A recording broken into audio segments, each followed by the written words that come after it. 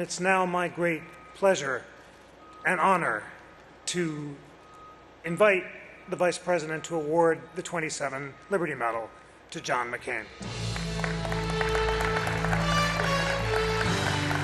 I'm not going to put it around his neck because he gets animated and I'm worried it's going to hurt him speaking. I'm going to say these words. Senator McCain, you have honorably served your country as a war hero. You have upheld the ideals of the United States Constitution as a statesman of the Senate and as a patriotic leader. And you have preserved, protected, and defended liberty at home and around the globe. For your life of sacrifice and service, it is the greatest honor for the National Constitution Center to award you the 2017 Liberty Medal.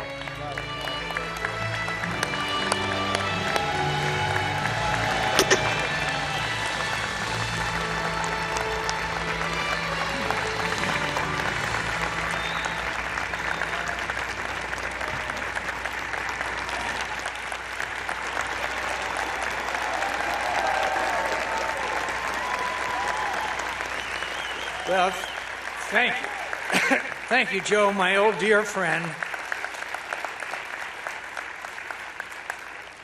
Thank you, Joe, my old dear friend, for those mostly undeserved kind words.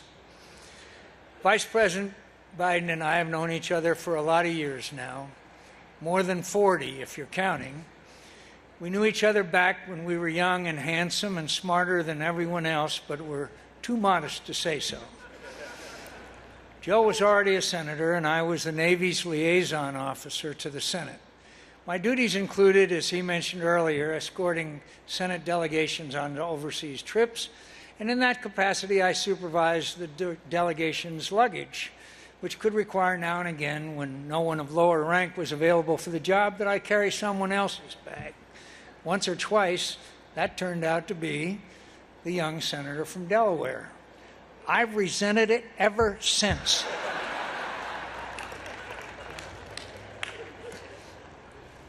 Joe has heard me joke about that before. I hope he has heard, too, my profession of gratitude for his friendship and love these many years. It's meant a lot to me. We served in the Senate together for over 20 years during some eventful times, as we passed from young men to the fossils who appear before you this evening. We didn't always agree on the issues. We often argued, sometimes passionately, but we believed in each other's patriotism and the sincerity of each other's convictions. We believed in the institution we were privileged to serve in. We believed in our mutual responsibility to help make the place work and to cooperate in finding solutions to our country's problems. We believed in our country and in our country's indispensability to international peace and stability and to the progress of humanity.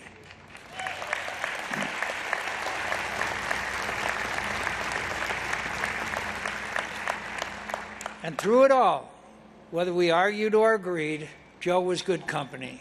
You all know he is good company.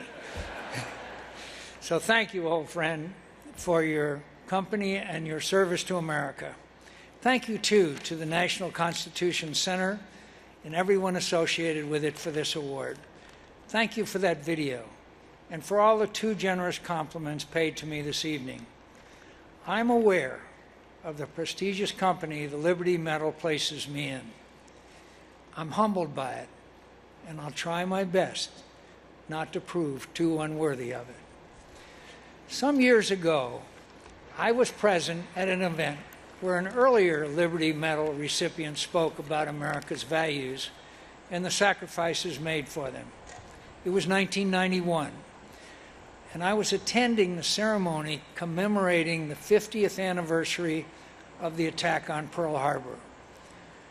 The World War II veteran, estimable patriot, and good man, President George Herbert Walker Bush, gave a moving speech at the USS Arizona Memorial.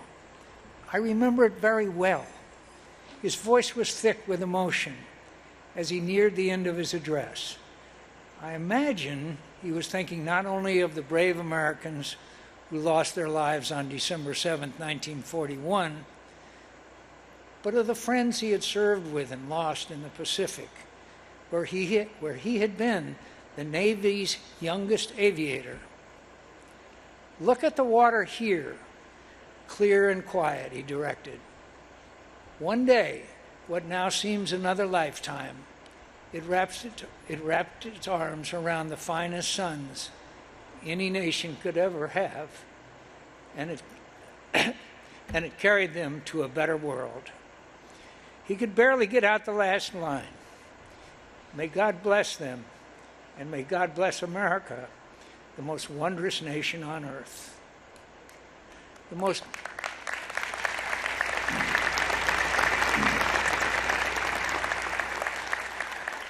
most wondrous land on earth indeed. I've had the good fortune to spend 60 years in service to this wondrous land. It's not been perfect service, to be sure, and there were probably times when the country might have benefited a little less of my help.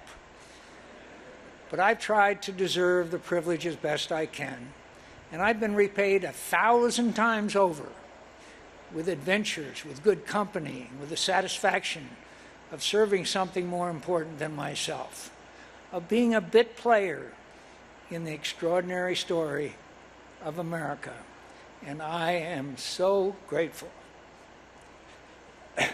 What a privilege it is to serve this big, boisterous, brawling, intemperate, striving, daring, beautiful, bountiful, brave, magnificent country.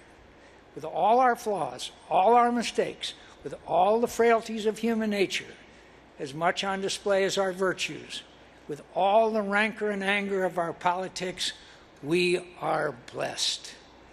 We are living in the land of the free, the land where anything is possible, the land of the immigrant's dream, the land with the storied past forgotten in the rush to the imagined future, the land that repairs and reinvents itself, the land where a person can escape the consequences of a self-centered youth and know the satisfaction of sacrificing for an ideal, the land where you can go from aimless rebellion to a noble cause and from the bottom of your class to your party's nomination for president.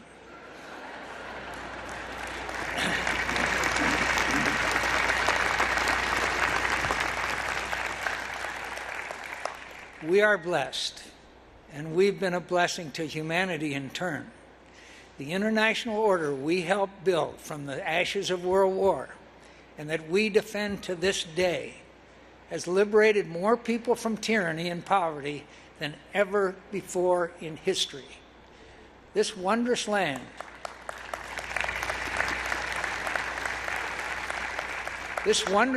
has shared its treasures and ideals and shed the blood of its finest patriots to help make another better world.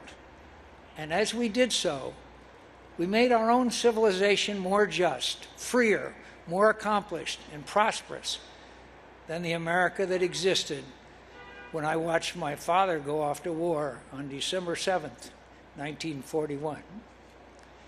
To fear the world we have organized and led the 3/4 of a century, to abandon the ideals we have advanced around the globe, to refuse the obligations of international leadership and our duty to remain the last best hope of Earth for the sake of some half-baked, spurious nationalism cooked up by people who would rather find scapegoats than solve problems.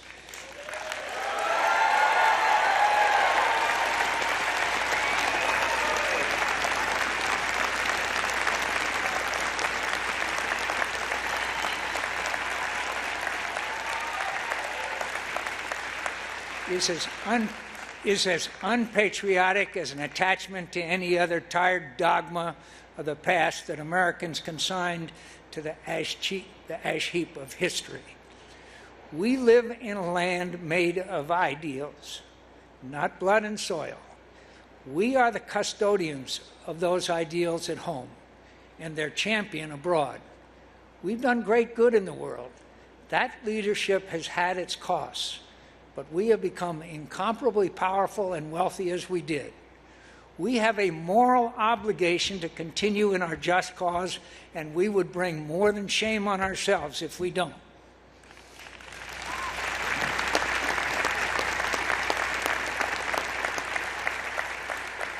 We will not thrive in a world where our leadership and ideals are absent. We wouldn't deserve to. I'm the luckiest guy on earth. I have served America's cause, the cause of our security and the security of our friends, the cause of freedom and equal justice, all my adult life. I haven't always served it well. I haven't even always appreciated what I was serving. But among the few compensations of old age is the acuity of hindsight. I see now that I was part of something important that drew me along in its wake, even when I was diverted by other interests. I was, knowingly or not, along for the ride as America made the future better than the past. And I've enjoyed it, every single day of it, the good ones and the not so good ones. I've been inspired by the service of better patriots than me. I've seen Americans make sacrifices for our country and our causes, and for people who were strangers to them, but for our common humanity. Sacrifices that were much harder than the service ever asked of me. And I've seen the good they've done, the lives they've freed from tyranny and injustice, the hope they encouraged, the dreams they made achievable. May God bless them. May God bless America, and give us the strength and wisdom, the generosity and compassion to do our duty for this wondrous land and for the world that counts on us.